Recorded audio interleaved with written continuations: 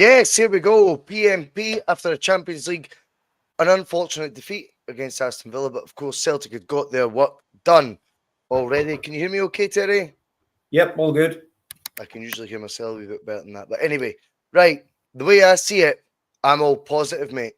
I thought it was a great game of football. I thought we went away to a team that cost 10 times what we did. I thought when we were on the ball, we looked a very good side. I thought when we went on the ball, we looked a vulnerable side. Well, extremely vulnerable side. I thought when they were on the ball, they looked an extremely good side. When they weren't on the ball, they just looked a vulnerable side. That's the two differences. Just the word very on each department. That's what 10 times the budget does. Celtic gave a good account of themselves.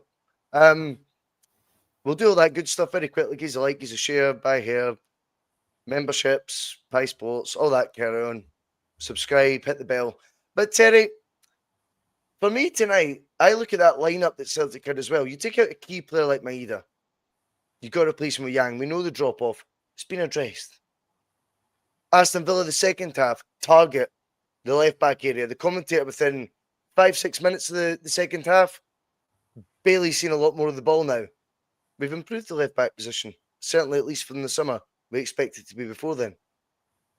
Regardless of that, the odds against Celtic... Folk talk about XG in football. What was Celtic's XP in this game? Nobody talks about that. You look at budgets, etc. And of course, we've got that advantage domestically. But in Europe, away from home, to a team that has finished in the top 4 in England last year, as a Europa League winning manager, I think 4 times he's won it, and a team that's been assembled for about 10 times the cost of ours, and we play like that, and I think people are too quick to criticise. I think Celtic are maturing in Europe. We were always up against it tonight, and yet we were always in the game.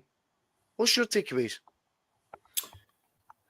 Tinge of disappointment, Bhoycie, because I think we really contributed to our own downfall as such. I take on board all the things you've said about Aston Villa, and they are a top side.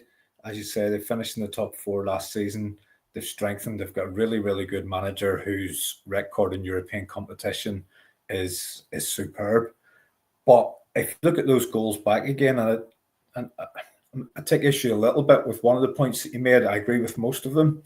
I thought sometimes when we were in possession, we looked as if Aston Villa looked dangerous when we were in possession. Sometimes at the back, some of the risks we were taking at the back wasn't far off. I didn't think Dortmund levels. You've got to remember here, we've conceded 4 goals tonight. We've conceded 4 goals. You can't expect to do anything in a football match if you concede 4 goals. I don't care who you're playing against. I don't care what their budget is, what league they play in, what your expected points is. You can't concede 4 goals in a game. And our defending for 3 of those goals, I think, was very, very amateurish and poor. And at this level, as we've seen against Dortmund, if you make those mistakes, you're going to get punished. And we got punished. We got back into it again. Our 2 goals were actually really, really good goals. 2 of the best Celtic goals I've seen in a long time. And at that point, you've got them rattled. And you don't really want the first half to end because Celtic are on top. The crowd obviously thought that it was going to be a cakewalk. We've pulled it back. You can see their players looking around, looking at each other as if to say, what's happened? What do we do now? Then second half, they get, again, a very, very poor goal from our perspective. That goal comes about 5 seconds from us having the ball in their penalty box, and 3 passes later, it's in the back of our net. And we've seen that goal too often, I think, in Europe over the years. We're on the attack. We look as if we're going to do something, and within seconds, we're punished. And from that point on, we didn't really threaten. We didn't really look like getting back into it again.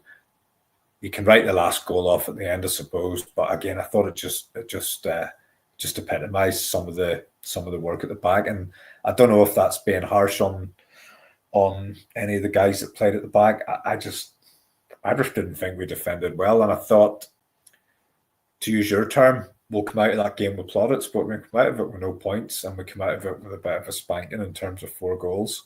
And I just think there was more in that game for us. There was more in that. If you were told going down there, you'll score 2 goals in the first half, you'd be expecting to come away from the game with something.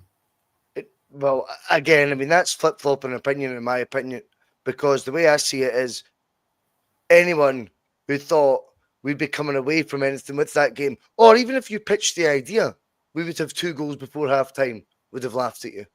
That's reality. Because the narrative is, if you want to flip it the other way, we just sold our best striker, by the way. Welcome back, Adamida, because that was far more like it, big boy. Then you talk about defence looking not right. Okay, you're probably right. Our best centre back by a country mile. The first pick isn't in the team. We then look at a left back area that's much maligned, which Villa started targeting second half, getting a bit of joy. On top of that, if you want to look at the back line, the anticipation and reading of the game that Alistair Johnson showed on numerous occasions, not just his clearance off the line, but his actual reading of the game and the amount of challenges he went, I know where that ball's about to go, and what I'm okay with that as well. I then flip it the other way. Aston Villa, when they were in possession in the first half, looked just as shaky as any defence Celtic have shown at European level. Difference was, when we had the opportunity, Yang had it at one point and played a reverse ball out of the danger area to Nabdy, and Rio Hatate didn't know whether to smash it or chip it and got caught. No, but again, those 2 errors were done by Celtic defence. We'd be all over it. We weren't spanked here. I don't like that. I don't agree that tonight I watched was a spanking. 4 goals conceded, yes, but again, against a team of a level and of an expense we can't relate to. I bet you any money when they went the 2-0 up, and by the way, a freak spell, was it not? If you actually watch the game back for the start, the first 60 seconds of the game until Callum McGregor tried to pass and went out for a throw-in, first 60 seconds didn't get a kick of the ball on their own turf. They meant to have intercepted the ball by then. 60 seconds. All right, no worries. How many Celtic players touched the ball in that 60 seconds, Terry? See, before it's all just laughter stuff, the amount of passes played in that time, I thought, we looked confident on the ball.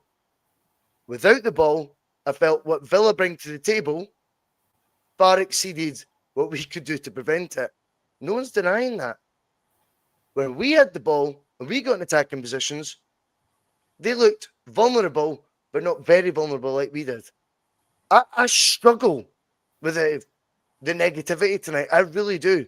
This is a level of football, sadly, that when we compete at it, we pick and choose our moments to praise.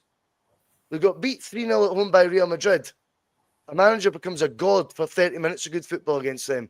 Tonight, up until the 4th goal, there was a chance we came away with something against what I thought was a very, very good side that we tested. And I don't believe Celtic minus Maeda, contender for Player of the Year, minus Cameron Carter-Vickers, our closest in defence, and with additions such as KT and Jota to come in, and also the last 15 minutes, 2 youth players playing. For me, I'm far more optimistic about what I've seen tonight, and our whole campaign as a whole, to me, looks like a team that's matured. And I get where you're coming from. You lose the 2 goals, you think of the Dortmund game. Celtic didn't. Celtic didn't. I get why we fear that. You can't lose 2 goals, and you can't lose 2 goals in the first 3 minutes. It doesn't matter who you're playing against. But it doesn't happen, though, does it? Yeah. Yeah. Well, see, when Villa got beat off Bruges, I bet you any money you thought, well, you can't lose a goal from a handball by a defender rolling it to his goalkeeper. Shit happens. How do you react to adversity? My biggest criticism of Celtic last year was we can't deal with adversity. Dortmund brought all those fears right back. Tonight, up against it, I felt we dealt with adversity pretty well tonight. And in the end, too much, too strong, 4-2, in my opinion, flattered them. Don't know. Could have been worse. Well, it could have been worse, Terry. Yeah. I mean, I'm not negative about it. I enjoyed Well, it watching the seems like game. you I are enjoyed being the fact that we fought back into it. But this is the level we're at. And if you lose 4 goals, you ain't going to win a game. And Are we at that level, the way we lost those goals and the way we continue to lose goals, and don't even look at tonight's game. We shipped 3 to Rangers in December, 3 to Rangers in January, 3 to Dundee in January, and now another 4. We've got serious defensive issues, and we can't say, oh, but CCV wasn't playing. CCV doesn't play. He doesn't play half the games. So half the game. That's not quite true, but I hear what you're saying. It's not far off. It's not far off. He misses a hell of a lot of games, and he misses important games. And this is something that we've had to deal with in the past. And the fact that we're left with that centre-back pairing, who I do appreciate were the same centre-back pairing that played against Atlanta and got a heroic point. But it's not a coincidence that we end up having to go into a game like that tonight with them, because that's what happens. Carter Vickers, as important as he is, does get injured an awful lot.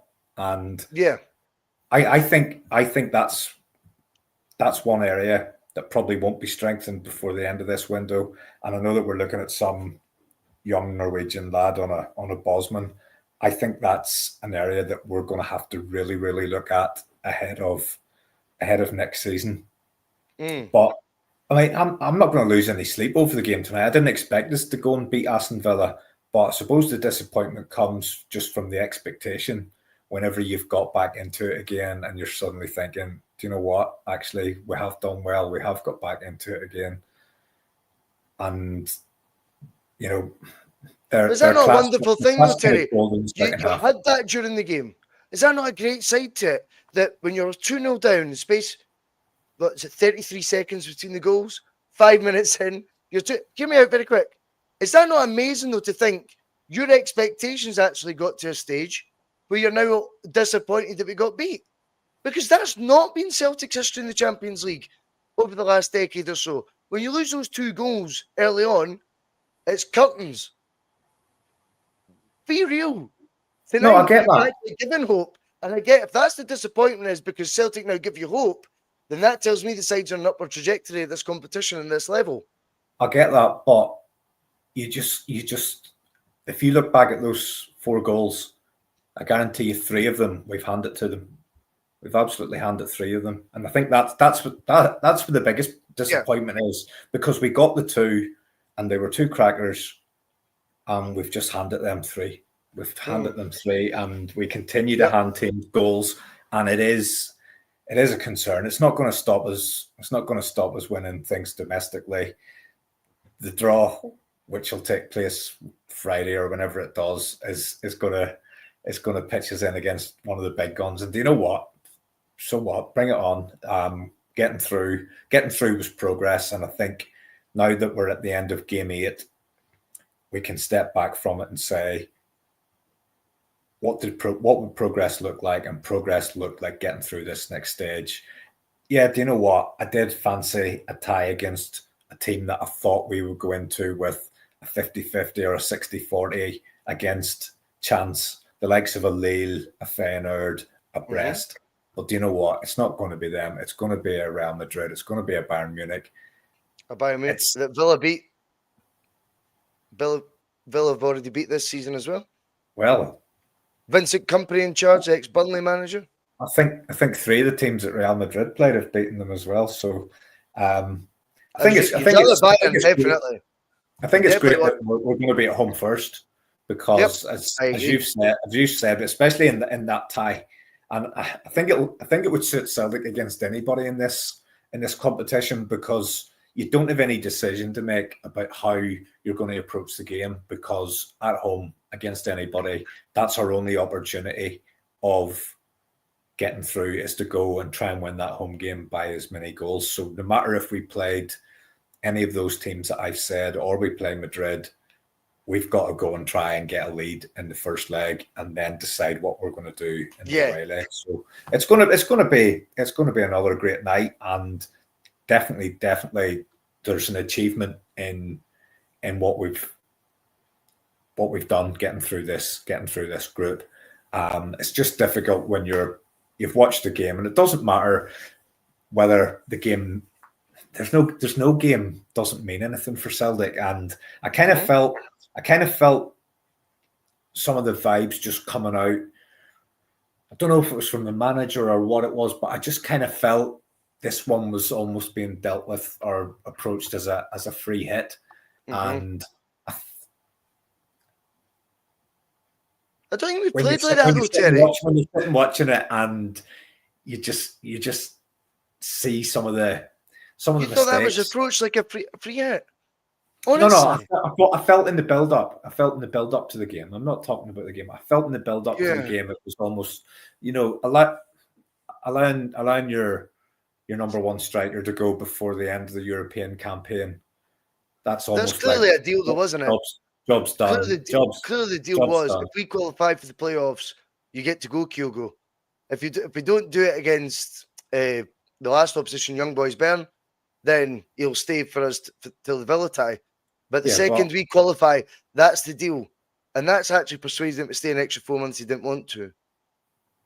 There's two sides. Like, see all this? Again, I know what I watched tonight. That's the honest truth. And I watched the team slowly but surely evolving. They are slowly but surely evolving, Terry. They've took 12 points for the group stage. And tonight we're in a game they could have got a point out of up to the 90 minutes. And that is against, by the way, they're a good side. That Aston Villa is a good side. No two ways about it, better than good. And I love the fact you're disappointed. I think it's another one of these subconscious things that Rodgers has held to this higher standard. See if that had been, honestly, the previous regime. What were we like tonight? We never gave up. We went for it. 2 goals against Villa under Ange. It'll be celebrated. The reality is, when it's under Rodgers, we are now more expectant. But do you know what I like to see? I like the development of the team to be definitely evident in front of you. And I do see that for this Celtic side. I think we are growing. Doesn't mean that the playoff round, we're going to get through it. No. But am I confident we can definitely, as you rightfully say, home advantage, first leg, rather than if we were to go Pete Tong, concede 4, concede 7, something like that away, the home tie becomes irrelevant. But having it first... I'd like to have seen us play that game full side. I'd like to have seen us with Carter Vickers playing. I'd love to have seen how they dealt with Maeda. Yang. I mean, Yang played, mate, like tonight. I mean, that conversation, if you're going to be critical of Celtic tonight, then never praise Yang again. Like, when he played. I mean, come on. Let's be real. There's levels here to be... I'll tell you one guy, though, has come under criticism, Terry. I'm sure you'll agree with this. And it does show sometimes players these days, when on that bigger stage, that shot windows, got like big lights behind it like mine. Rio Tati tonight. It's like, Premier League window, I thought he looked top tonight, mate. Like the amount of times he did these wee turns to get away from his man, 2-touch quickly, found clever passes, and his press, mate. You could be convinced it was Kyogo at times because that same sort of mushroom cut. But his attitude, his application, to be honest with you, when I look at Tati, I'm like, do we see that every week, mate? Is that what maybe the actual annoyance is with fans? Because capable-wise, he's all there and a bit more. And I bet it's Aston Villa fans tonight might not want to admit it because of, they don't like Celtic right now over nonsense. But I bet there's a few Villa fans going, who's that boy in midfield tonight for them? He cost what? He got 1.5 million. Half what John McGinn did. Even if you thought that was a bargain, he was just one, by the way, of the plus points. But I do feel, Terry, that this stage is where Rodgers has kind of got the team tuned into this is now our stage. We're not lucky to be there. We're going to compete when we're there. We don't look scared. Dortmund decide. I think Dortmund's almost a wake-up call that they needed. But normally, I think that just then falls through and transcends through the rest of the stage, the group stage, Terry. I felt like the reaction to then go to Bergamo, no one calls them Atalanta. We went there and they got that 0-0 draw. I think you've seen a different side to Celtic. I think we've seen a lot of different sides to Celtic in this Champions League campaign. You must agree with that as well. There's been different faces. It's not just been this one-dimensional side where it might work against weaker sides. We've done the backs to the wall draw in Atalanta. We've done the 3-1 against Leipzig. We've went to Villa and kind of went to it was a bit of a slobber knocker, if you will. And by the end, we punched ourselves out. But not with the strongest team we've got either. I think there's been various sides to Celtic's sort of Champions League campaign that, I'm more encouraged by than I have been in recent years. I think tonight was kind of a mix of little bits from all the other performances. I felt there was a little bit of the kamikaze trying to play the ball out from the back that we've seen against Dortmund. I felt there was some of the brilliance that we've seen in the game against Leipzig. There were bits of resilience like we've seen away to Atlanta. Those being the sort of key games. I felt there was little bits of all of that in the mix. Going back to Hatate, last week, I thought he was very good in the home game, and tonight he carried that on. Now, I do think he was partially culpable for the first goal. He had a part in it. I think Schmeichel had a part in it. But I'll tell you what, though, see when they passed like that, though, it was a wee sort of, that's the next level. I also felt that, and that's not taking responsibility away from us, Terry, but when you look at it for the flip side, you go, that's a strategy. That's what's done the pace that they do those one-touch passes. Everything's at a different speed. That's the difference when you play these teams. Yes. It's just the pace that everything's done at. But Hatate was involved in both of our goals, so he gets the pass. A cracking pass. He did a lot of good things as well outside that, didn't he? Killer, and then he crossed for Edith to get the second one, and he did put in a good shift tonight, and he had two moments of real sort of quality. He's reacted really well for the first one and improvised to get his foot into the position, and the second one's a cracking goal as well, and kind of wasn't dodging the keeper, was he?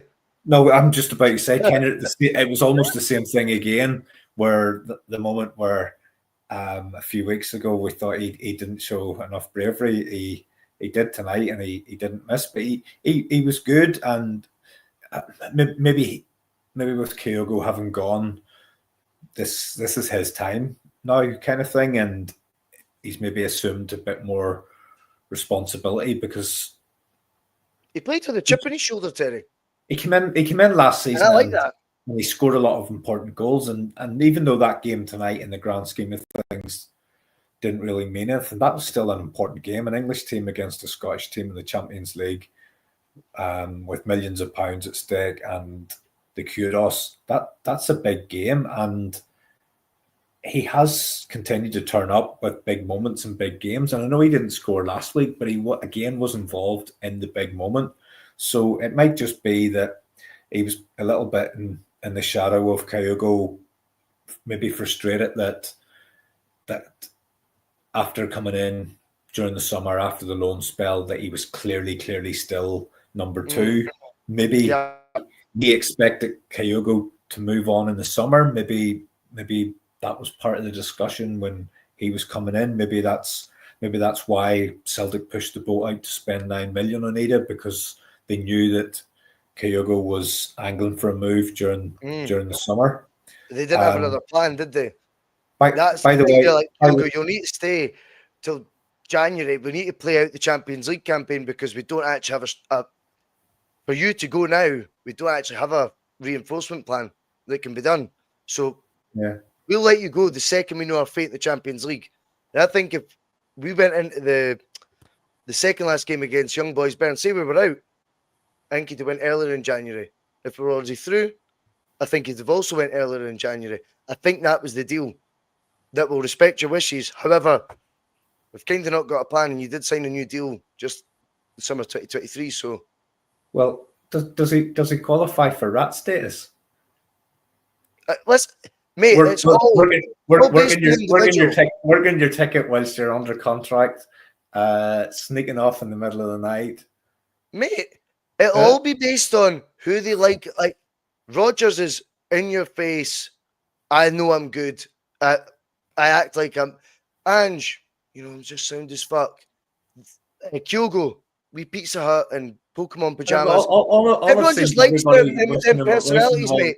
wishing them So all the best and everything. Whereas if mate, you're so right. another You're so player had right. acted in the same way, he wouldn't be getting the same adulation. Nobody was a bigger fan of Kyogo than me, but the minute he got in that plane, he's completely erased from my memory. Like every, not from my memory, but from my thoughts. Every player whilst they're at Celtic, yeah. But the minute they move on, not interested. He's gone. I love this. We've got a Rangers fan in. And I love the end bit. Fuck quits, but he spelled it FC UK in case we've got a swearing ban. So he made sure his comment didn't get instantly banned.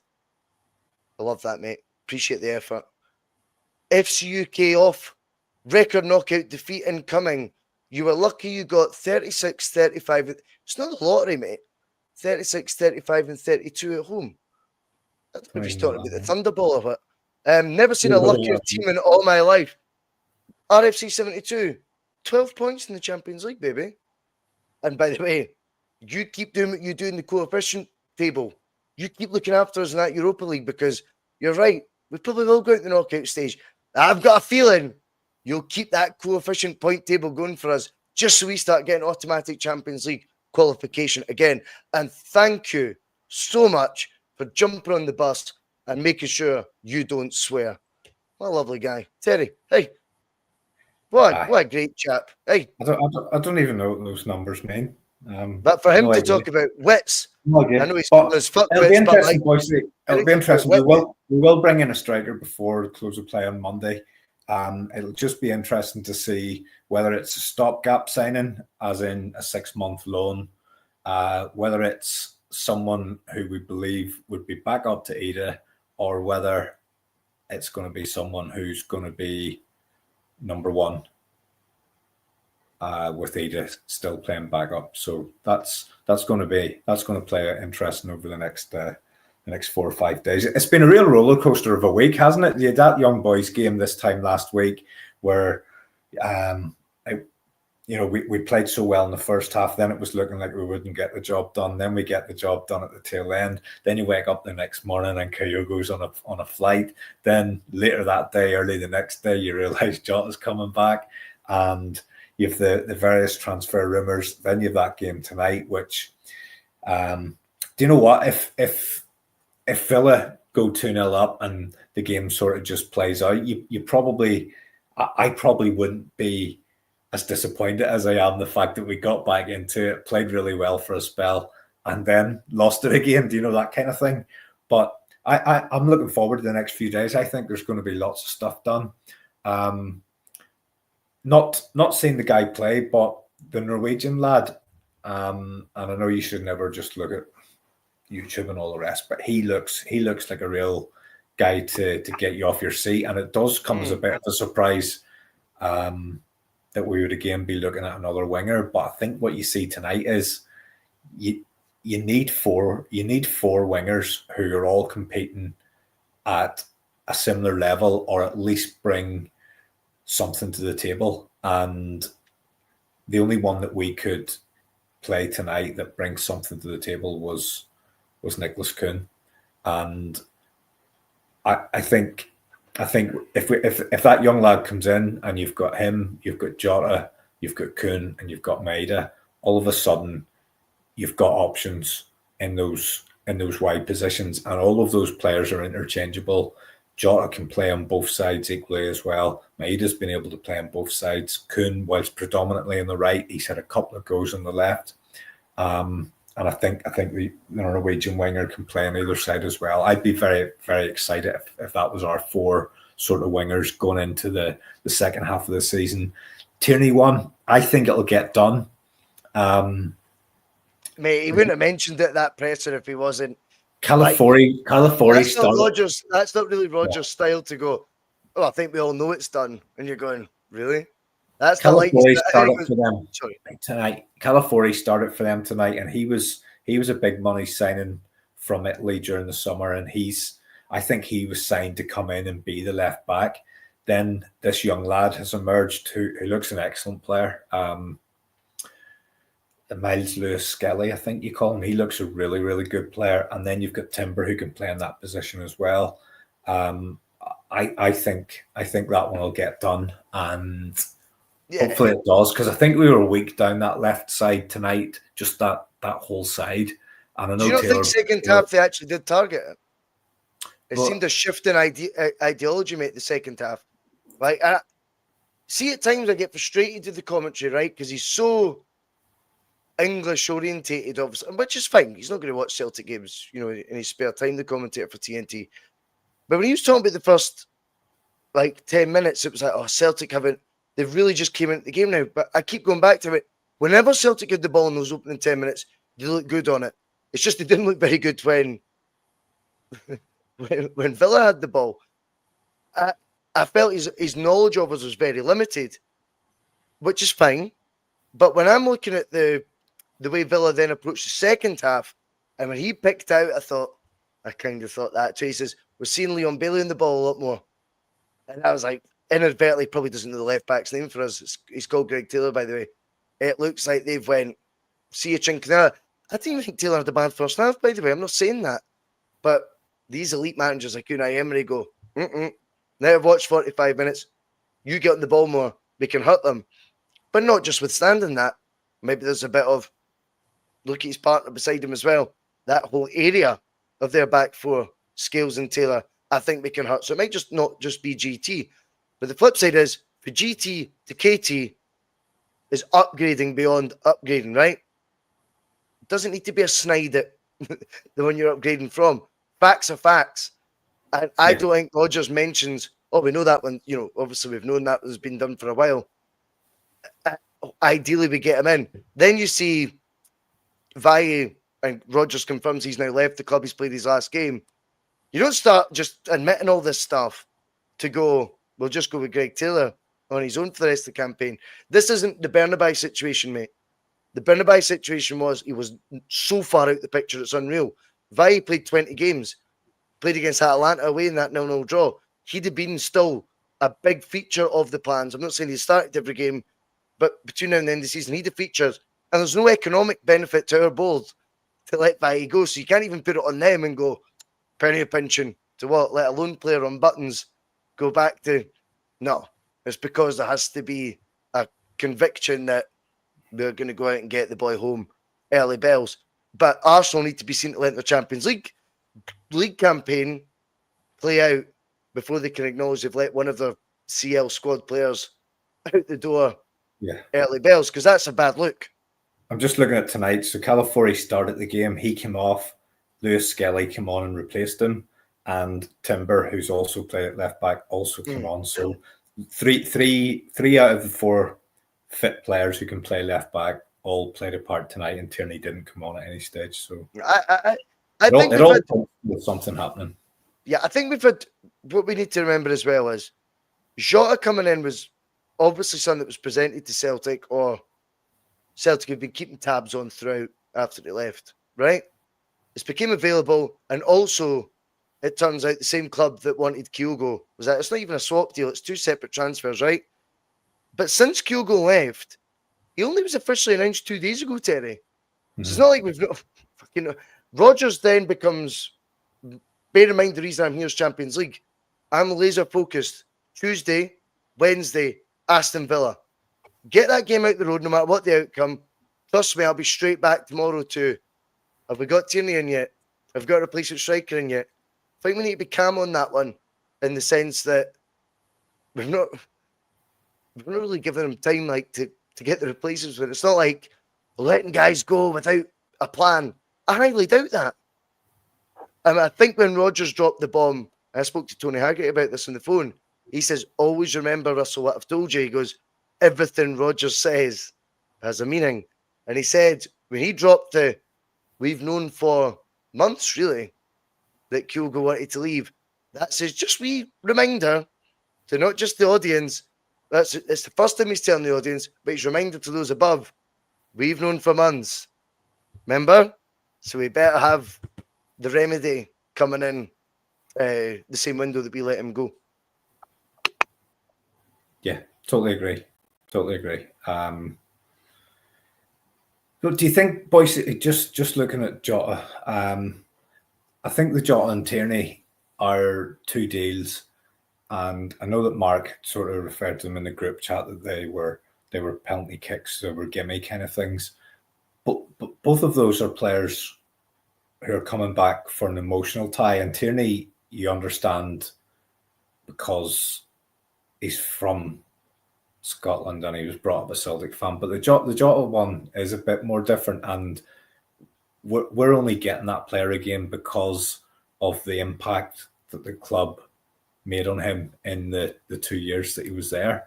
And that's partially to do with the fans. It's partially to do with the people at the club who look after the players, the way they treat them. That guy... And the progress we've made in the Champions League, Terry, don't forget. Yeah, there's that. You don't think that makes us more attractive? Of course it does. There's that as well, but all of those things had to come together for us to be able to get a player who would normally have now been way beyond what we would be able to do. And I think a lot of it is probably... I can't imagine the last year and a half have been great for him. They'll be great for his bank balance and his future lifestyle. He said they felt like 10 years. Yeah, but in terms he said it felt like 10 years I was away. He goes, I know it seems soon, but my last 18 months have felt like 10 years. That was the exact words. No, it's probably been like a jail sentence at sometimes, albeit one where he's got plenty of cash in the bank. But maybe he's looked at it. Would you go to jail, Terry, for 150 grand a week? I'd go for a fortnight. I'd do another fortnight. But he's maybe in a position where he needs to feel wanted and loved, and he maybe has to convince himself that he's still able to play at the level that we're now playing at. And if you look at his footballing career, he wasn't able to make the breakthrough at Benfica. The season that he was on loan in Spain before he came to us, I think he had 2 goals and 2 assists. He then comes to us and it just all falls into place for him. He then leaves us, 2 other moves, and he doesn't make any kind of impact at either of those clubs. So I think it's everything's just aligned on that one. And it's worked out for us. It's worked out for him. He's coming somewhere where he knows that he's loved, and he knows that he's had the best 2 years of his professional career as a player. So it'll be interesting to see. I'm not sure. He'll be starting games for a little while, just given the amount of time he's been. I know he'll be fit and he's been training constantly, but just in terms of match fitness and sharpness, it'll be interesting to see if we get an initial look at him on Sunday or not. But that one's done. Expect Tierney to be done. Expect a striker to be done. And I suppose if I'm going to be greedy, I would like Lennon Miller done as well. Yeah, well, no, I totally agree with that, because alongside improving your first team, what we've seen from the disastrous summer window, right, of Brendan Light saying, no worries, I trust you guys have got your shit together. I've heard this a lot better. I'll do it with them. And him then fastly realising, wow, they're miles off what I'm looking for. We've seen a window where Nicholas Kuhn and Adamida came in, first teamers. We've then seen Luke McCowan, first team challenger, but 26 years old when he joined, 27 now. Trusty, 26 when he joined. We've seen Schmeichel, 38 when he joined. The project player was a club record fee. That's the shift, right? So when Jota comes in at 25 years old, again, this is to hit the ground running. Okay, you're absolutely right with the match fitness, etc. But at the same time, you're not here as a project. You're here to make big impacts on this first team and actually contribute, by the way, in the playoff rounds, the Champions League. You'll be registered, mate, and we expect you to feature.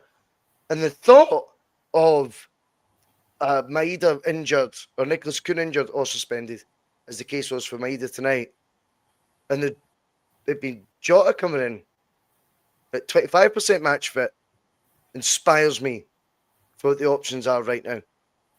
Whether you like that or not, it's just reality.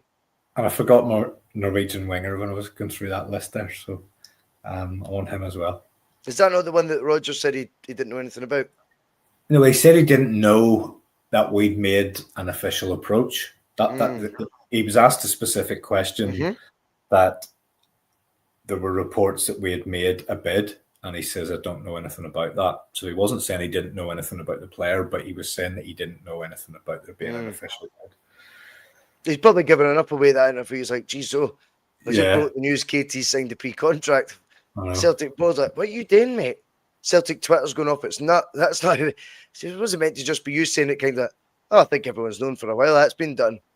Celtic Twitter's like, we had a video fucking scheduled for this announcement. But I think that's, again, though, his way of going, oh, I'm downplaying him coming in the summer. Over to you to make the big hype being he comes now. Everything's deliberate. Everything is deliberate. Anyway, Terry, we'll call it there. Yes.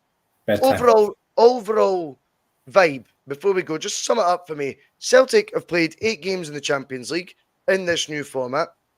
4 at home, 4 away. They've came away from it with 12 points. In terms of points, that means an accumulation of around €9 million. And, because you get €3 million, I think, for a win. So, no.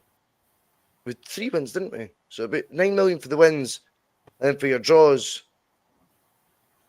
1 million. Oh, who knows? Give me about 10 million that. And then for making the playoffs. Plenty of money. Then for making the playoffs, you'll get probably some sort of bonus €5 million or something like that. And then you've got the appetite whetted to play a Bayern Munich or a Real Madrid in the next round. And at the same time, if we get beat off these teams, that's to be expected. If we're disappointed we're even drawing these teams, that tells me people are now looking at Europe again. So overall, I think to be in the position we are, if you'd offer me this on the 29th of January at the start of the season, take it every day of the week. What about you? 100%.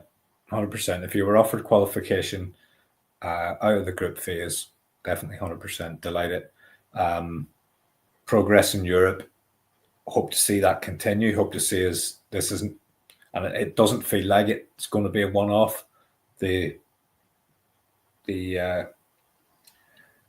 change in approach to the transfer market in the summer, it's being replicated in this January, and you're seeing it with the points. You're seeing it with the points. Yeah, you're seeing it with the points. So, listen, the next game will be an exciting one. It's going to be a really, really difficult one, regardless. If you even look at the other team that's in that little pot, it's Celtic, Bayern Munich, Real Madrid, and Man City. Now, we can't play Man City, but they'll play the team Why that is we that? don't get. Why is what? Why is it we can't play Man City? Because Man City finished behind us, so they're right. They will play the team that we don't get. So we'll get either Munich or Madrid. Got you. Right, cool. Man City will get the other one. But even just to have Celtic in that quartet, they're the 4 teams that are going to be in that mini draw. Yep. It just shows you where we've come, what we've achieved. The fact that Man City only scraped through tonight shows you that there's absolutely no mugs in this competition at all. And as you say, to get the points that we did, there is a sense of achievement. Yes, there's been disappointments. Tonight, for me, was a disappointment just in the way that we lost the goals. The Dortmund game was a disappointment, and just it completely got away from us. Mild sort of disappointment that we didn't get the job done against Bruges, but with hindsight, they've turned out to be a really, really decent team. The game away in Croatia was probably a frustrating one where we probably felt we had a chance to push the boat out and go for the 3 points, and we probably finished with 11 that. points, by the way. They did. Did they get through? Didn't qualify. Nope. Well, they didn't qualify with 11. 11. Well, So that's interesting. live. Hadn't they said that 9 gave you a high percentage chance of getting through whenever it started? But do you know what Zagreb 11 points did not qualify.